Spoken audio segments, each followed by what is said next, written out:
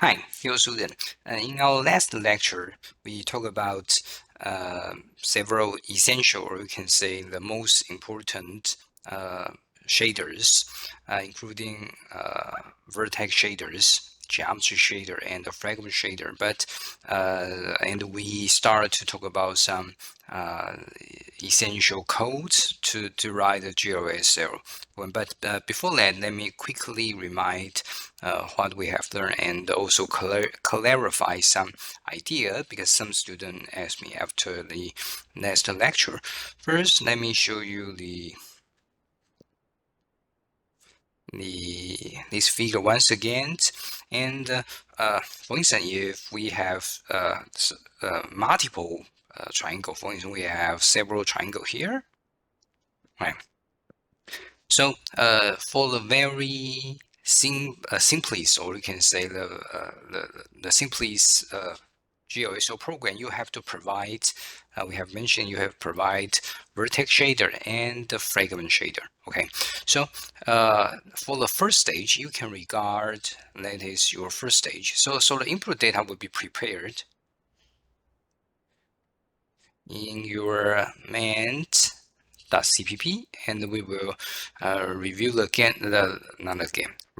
code once again, and the data will be processed by vertex shader. So vertex shader is, you can regard as special functions, and it's usually for conventional we usually write in such a .vs here. And for instance, for your if we have a multiple point here, such as v0, v1, v1, v2, v3, v4, v5, or something like that. So then process separately. So for instance, we have if we regard v as a function, that is for v0, and vs for v1, vs for v2, vs for v, such as in this case is v5. So then process independently. So this part is performed in your GPU, right? Of course, if you have some simulator, they probably perform simulated by CPU, but most of it, for instance, you run your convention way to perform your GSO code, so they're supposed to be run by the vertex shader and parallelly. Okay, so once again, the idea is when you process here, you have the content of your V0, such as your color, and or such as your position, but you have no idea about your neighbors, your V0 to V5, and so you have write some code here, and it's the question from students that, for instance, the output, whether the output will directly send to vertex shader. No, your output will not directly send to the vertex shader. So because afterward, for instance, you have to do some process, and then we have go through the rasterizer. So rasterizer will help us say it, prepare the parameter, because then we'll have to interplay, and later we will show some example. So then we'll help you to prepare the content here. So when you go to the fragment shader, for instance, this could be such as fragment 1, frag 2, from 0 to 2, we have such as 2, 3, 4, 5, 6, 7, 8, 9, 10. We have such as to 9 here. So the F0 to F9, the content of F0 to F9 is derived from the vertex shader, but the F0 is not directly related to V0. It's not sequential. The whole process is not like, so for instance, for V0 and go to F0, no, because F0's content actually derived from such as from V0, V1, and V2. So its V0 is actually the output by the rasterizer. Okay, so that is one of the key idea you have to know that. So the V0 not directly send output to F0. Okay, so F0 is actually the result from V0, V1, and V2. Yeah, that is an important idea. Okay, so another idea is that once again, F0 here is regarding the fragments. So as content is said, we have no idea about such as the content or attribute of F1, F2, F9 because they process separately. Okay, so independently. And because the parallelism, so it's make the process efficient because you don't have to for instance, if you use a CPU programming, you have to wait one process finish and go to another one. But in this case, we can parallelly process multiple pixels or points, so that can make our computation efficient. Yeah. Okay, so next time we talk about the slide this code, and let me quickly remind what it is. First of all, you have to prepare your data in your main.cpp here. Okay, so for these cases, for instance, we in this case we only provide a so-called pose position here. So for instance, we define our pose as vector 3, so we use 3 vector here, vector 3 here, triplet vector. That is, we have 3 elements in one vector. Okay, so this one we assign for v0, this one for v1 and v2. So that is in your main.cpp. And in your vertex, in this vertex shader, the process is relatively simple. We have mentioned that we declare our version is 3.3, and we use core instead of the compatible mode. And because this buffer we usually call VBO, the vertex buffer object. Okay, so we said we use the vertex buffer object from for instance the 0 attributes, so we will talk about detail later, and we get the pose here.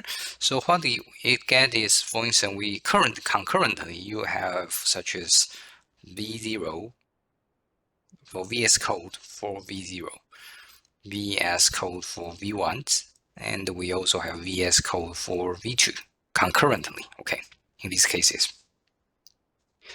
So everyone will get its corresponding A pose. For instance, V0 gets 0.5, 0.50, and the V2 gets such as 0, 0.5, and 0. So when we get it, yeah, so we can, in this case, we directly assign output because the designated output for vertex shader is geo position. It is a vector 4. And vector 4 means we have a droplet. That means 4 element vector. Okay, so we put additional 1.0 here. And we also defined we would like to output the vertex color. Yeah. So once again, we have a pair here. Yeah. But I want to emphasize that, for instance, for the color here, we have such as F0, F1. In this case, we have SS until F9. Yeah. So the color here is actually processed by our rasterizer. Okay, so this is output of F0, so that the color here will be interpolated by rasterizer. Okay, so for instance, this one is such as F, say 7 here. So F7 will get the interpolated version of color. Okay, so that is the one of special idea. But in these cases, because all the point we output a red color. So you can see that, okay, output is red color. So every fragment shader here get 0.500. So we directly output our fragment color here. Yeah. So on some internet code, you may probably find the output could be GL flag color here, but this one is so-called deprecated. That deprecated means no longer used. It could be used before, such as before OpenGL or GLSL, such as point 2.x or some other versions, but afterward they said you have to declare defined your output by yourself. So currently we define our output is flag color. Yeah. So the output here will be, for instance, this could be F0, F1, F2, and for instance, this one could be F7 or something like that. Yeah.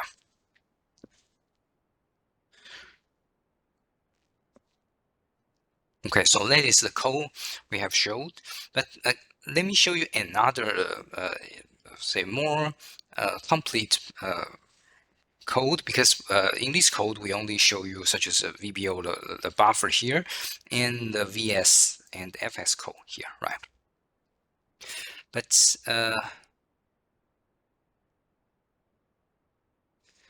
we still need the mint.cpp, right? So let's take a look at what it look like in mint.cpp. First of all, in mint.cpp provides some, you can say the syntax are most similar, right? You only have to follow TA's simple code and do some slightly change. So for instance, we have for the shader code, you have to assign such a create vertex shader object like this one. And then you will have to find your source. For instance, this source. And then you have to assign your source and do the compile. Okay, but the source, where is the source? So it's actually some such as some character string, right? Do you have some character string? So so in our simple program, you probably learn load file from such as a.vs, right? But some simplify, or you can say some code actually directly use such as write their character string such as version 330 and write those such as layout equal to 0, blah, blah, blah, blah, blah. Write everything using character string. So that is okay, because what OpenGL or really need is the character string. So when we say use a separate file, that is easier for us to adjust the code. But sometimes, or for instance, in some project, you don't want someone else to see your shader code. You can simply hide them within your project file, or even in your own CPP file. Yeah. Okay.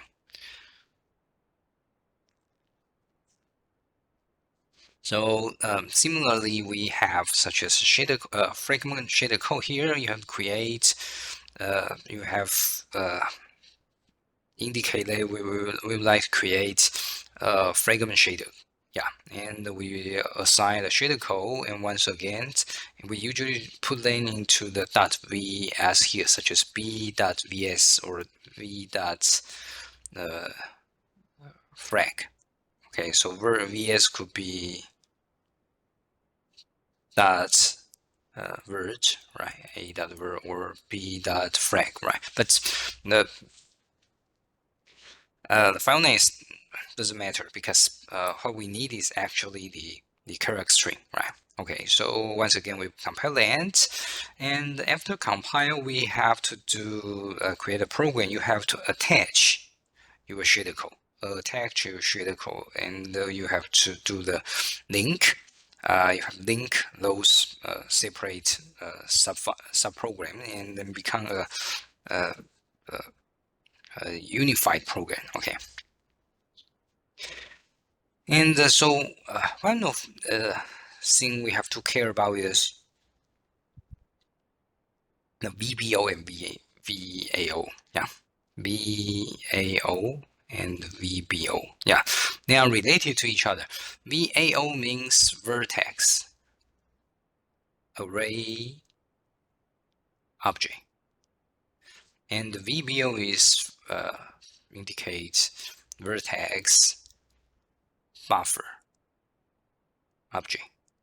Yeah, but the array sometimes we use such as it's kind of more like such a C attribute.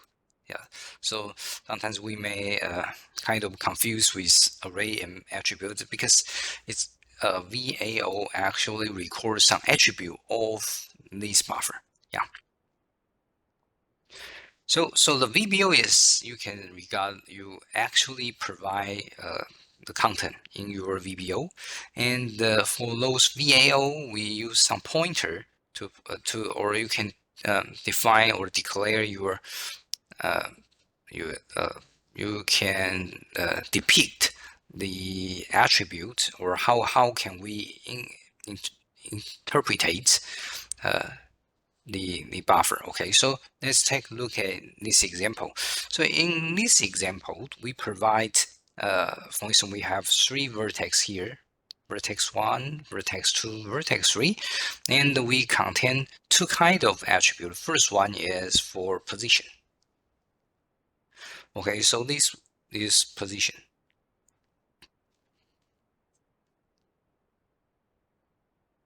And this is for pose. And this part is for color, RGB. We have pose, color, pose, color. Yeah, but I rearrange the layout to help you to know what the buffer is. But sometimes we simply use a 1D buffer. Okay. And then, so we have to put everything into the VBO here, the buffer here. So our next step for this just conventional routine syntax. For instance, we have to create VAO here, and we have to create VBO here, and we have to bind the VAO and just follow the syntax. And we have to bind the VBO to our VAO. So A mainly indicate the attributes, okay? And so we have to assign a pointer here. For instance, this is a vertex here. We will assign a pointer to the VBO and therefore VAO. Okay, so this is declare define size, and this is the starting index, right? Okay. And so here we have to define the attribute within this buffer. Okay. So first step, we have to declare that, okay, with the zero or starting attribute is we would like to declare the position. Yeah, but we don't have to write, okay, this is a position because we have to process the buffer by ourselves. So we have to declare the attribute 0, and we say it is based on, say, for instance, it's a 3 float, so we define it is float, okay, and is a single, it is a triplet, so that means we have 3 elements, 3 float here, flow, flow, flow, flow, flow, flow, okay, and we say the false, I guess is for initial, I'm not so sure, and these parameters means for instance, after I read such as these triplets and how much is spent for me to jump to the next ones. So because currently we have 3 plus 3, we have 6 float for one vertex. So we have to jump to 6 float index will increase 6. For instance, if your float is such as for instance 4 byte, So you have to jump 24 bits, but depend on what kind of float you use. Okay, yeah, and here indicates the, for instance, starting point. So we start from the 0 of the buffer. Yeah. So this describe the attribute of positions, and similarly we can describe the attribute for color, right? And we name is the attribute want, starting from 0. So this is second one, and once again it's triplet, right? We using a three say uh, three elements into into one single component. Okay, and so we have, and declare its type is float. We have 3 floats for one set, and once again when we after reading it, when we want to jump to the next one, so we have to, our span here is 6 float, right? And because we start from its starting point here, means start from here, right?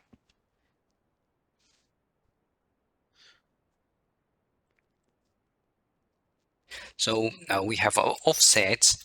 Offset will be 3 float because it starts from, for instance, 3 times 4 bytes, right? Okay, and okay, here use the stride instead of span. Yeah, but the same idea. We have to go to the next step with the stride. Yeah.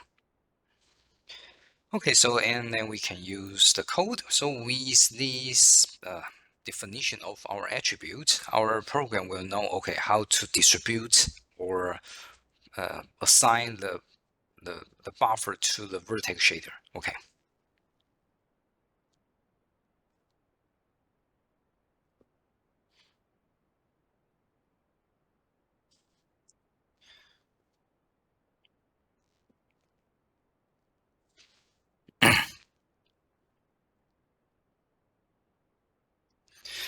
Okay, so let's take a look at, because we have just give you an idea that, for instance, the output here,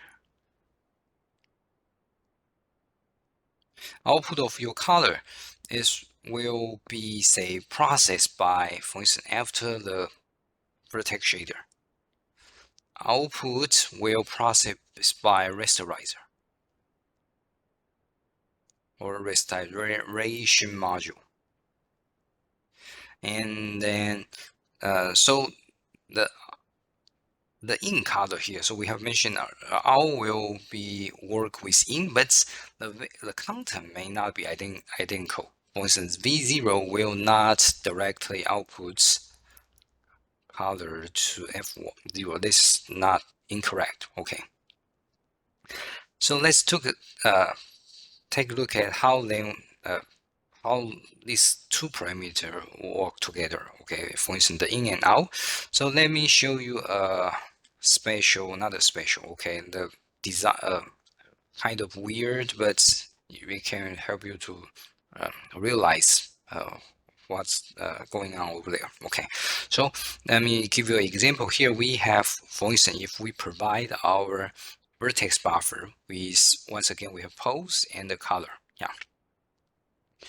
So we have pose here. For instance, this is 0.5. Oh, sorry. This point is 0.5. Position is 0.5, negative 0.5, and 0. Okay. So its color is red. So for instance, this is red. This point is red.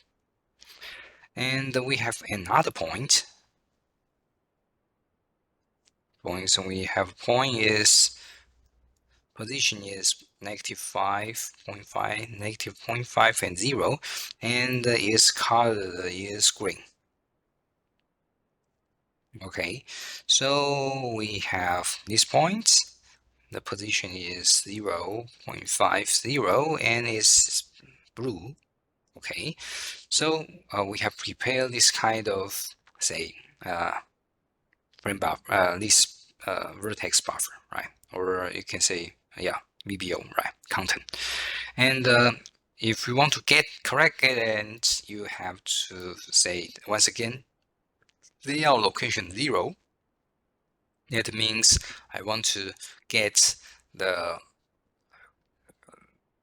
parameter of attribute 0, so that's corresponding to pose, right? And once again, we have location 1 means the attribute 1, that is the color. So for instance, the content here will be directly assigned to pose and color, right? And the code is similar. We have the pose here. We directly get a pose and output. We also have color. We directly get a color and assign to our defined output color, right? But the question here is, okay, but before we discuss, let's check the VS Code here. Okay, so the VS Code is quite simple. We have input color, and we directly assign the triplet color to quadruple color. That means we just turn it into vector 3 to vector 4. Yeah. But the question is, we have, say, like this one. We have our 3 point as actually R and G and B, right? So there are 3 identical color or separate color or have distinct color, right? And how is the triangle look like? Because I simply get the color output, and I simply, for instance, FS code simply gets the output from vertex shader, but directly output the color, right? So how uh, what is the intermediate color? Yeah, perhaps you can think about what's going on here.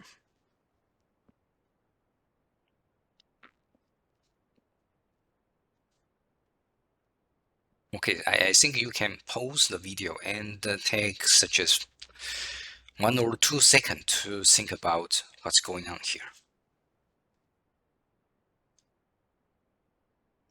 The hint is, for instance, between the vertex shader and the fragment shader, we have a so-called rasterization module, or some, for instance, for directs, then called rasterizer. Okay, so then we'll do something different or spatial. Yeah. Okay.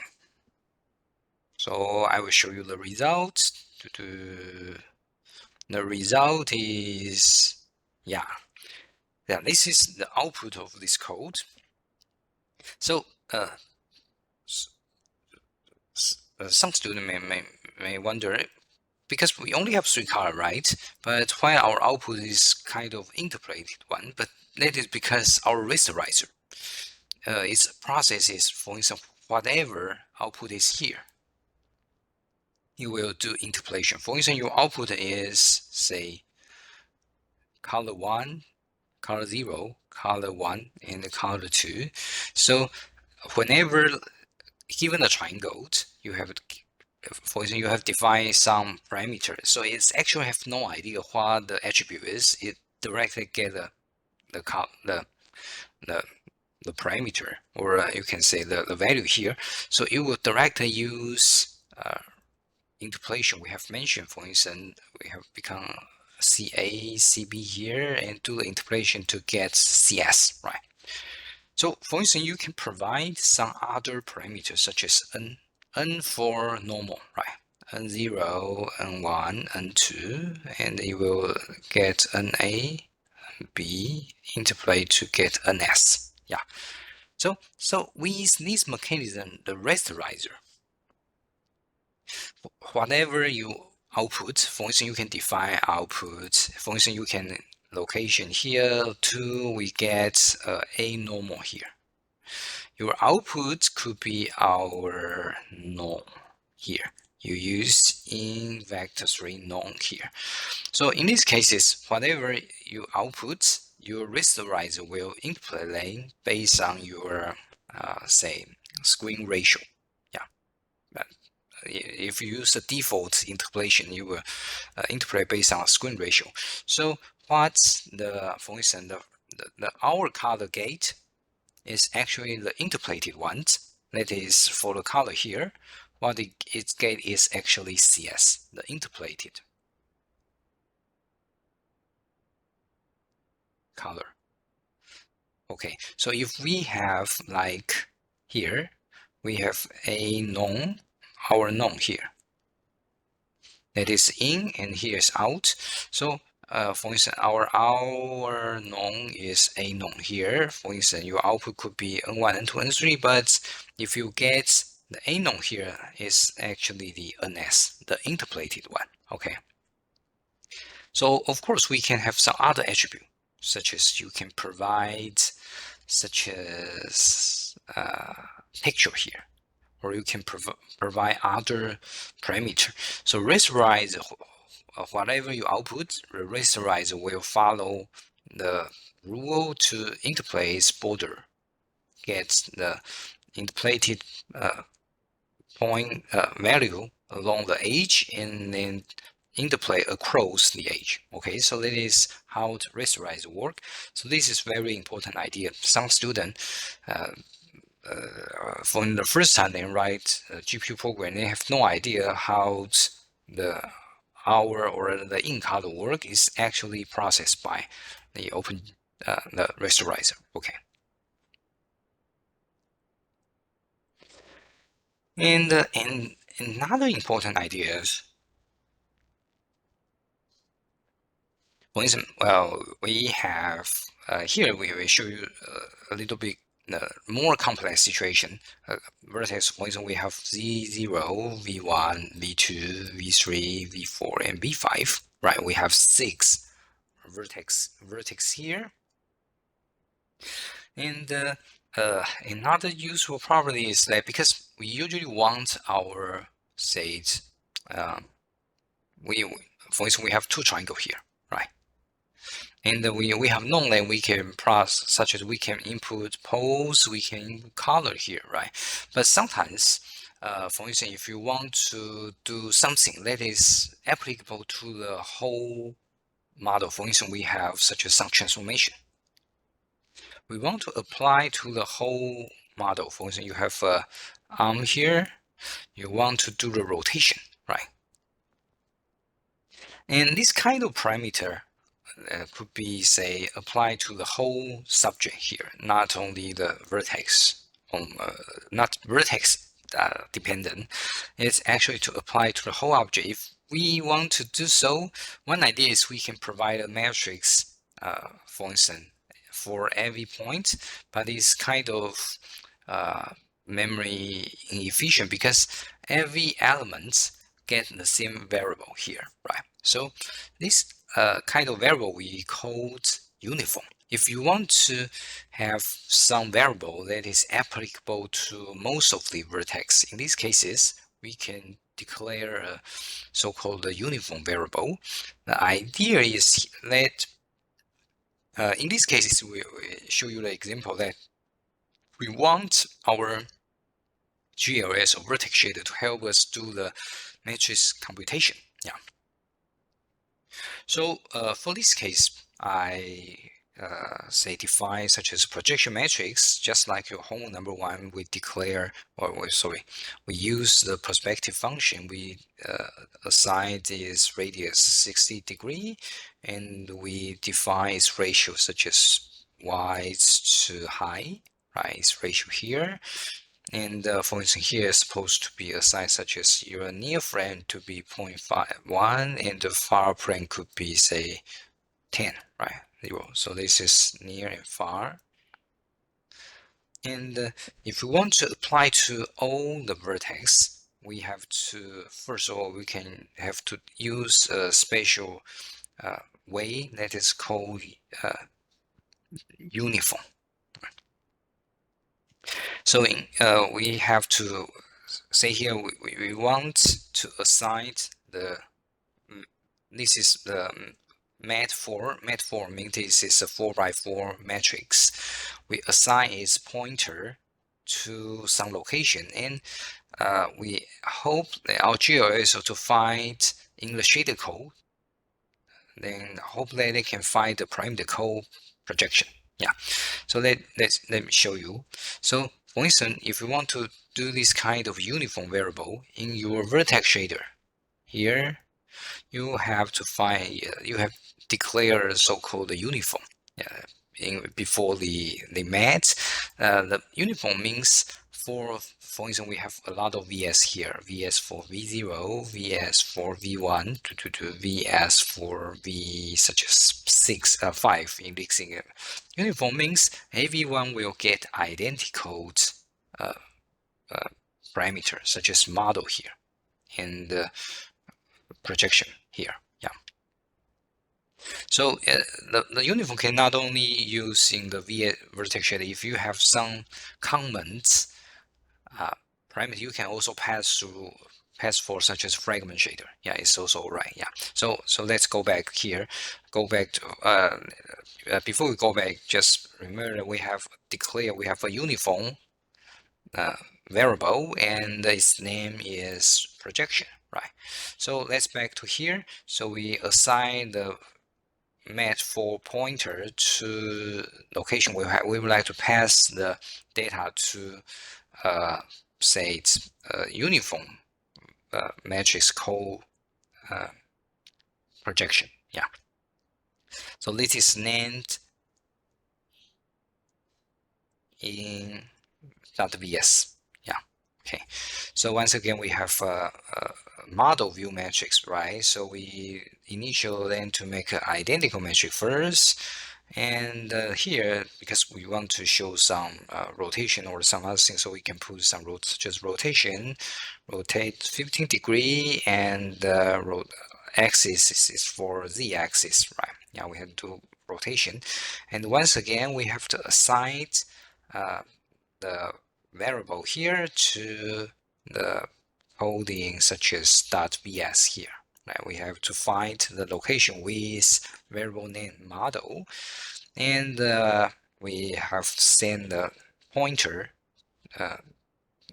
for the code to pass such as the point, starting point here, then copy then to our shader code. Yeah. And this time we draw the array with 6 triangle, with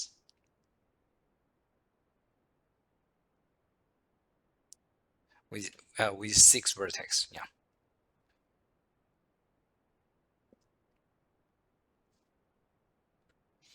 Okay, so in these cases, let's take a look at the code here. And once again, we have a post here because we originally have this kind of when you inspect your input, we have once again 3 and 3 here, and the say the up middle right here is for such as so mid right, mid left, and the top one. So this is the first, the upper triangle here is should be red one, and the lower one could be green, right? Okay, so original is upright. It means it's sort of like this one is upright, and we have passed our once again pose and color to our shader code, and we also pass the uniform here. So for instance, we have a pose here, and we ask them to multiply by your model view, so that is rotation z, how many degree? Let me check. Z 15 degree. Okay. And we have the projection matrix, that is perspective projection. And so after this projection, so we go to say the volume space we have mentioned from is actually from this kind of space turn to the normalized volume, right? Then assign a color here, and because we have said the rotation metric here, so its output is like this one. So we original is upright and turned the rotation will become such as 50 degrees. So this is our output. Yeah. Okay, so I think in this video we have talked about the first idea is you have to know how to define such as your variable here. We can define their attributes to let our GSL know or OpenGL how to such as assign those poles and color vector to each vertex shader, right? So that's the first part. And the second important idea is the restoration. So your input of your fragment shader is actually processed by rasterizer. Okay, so and the last important thing is we can use the uniform vector. We can pass the model and the projection into onto our shader code. But yeah, some students say, okay, for in these cases, every point vertex have to do this once, so then we will have a lot of multiplication, right? Yeah, that's right. So for instance, you can also define such as PM matrix here and use a uniform, and we can skip this part and get such a uniform mat is PMs.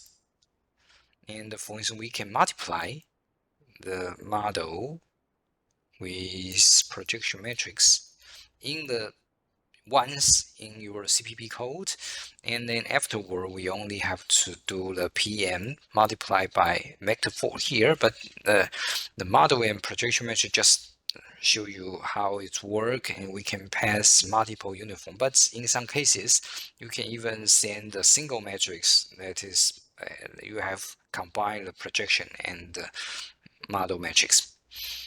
Okay, I think I should stop the recording. Yeah.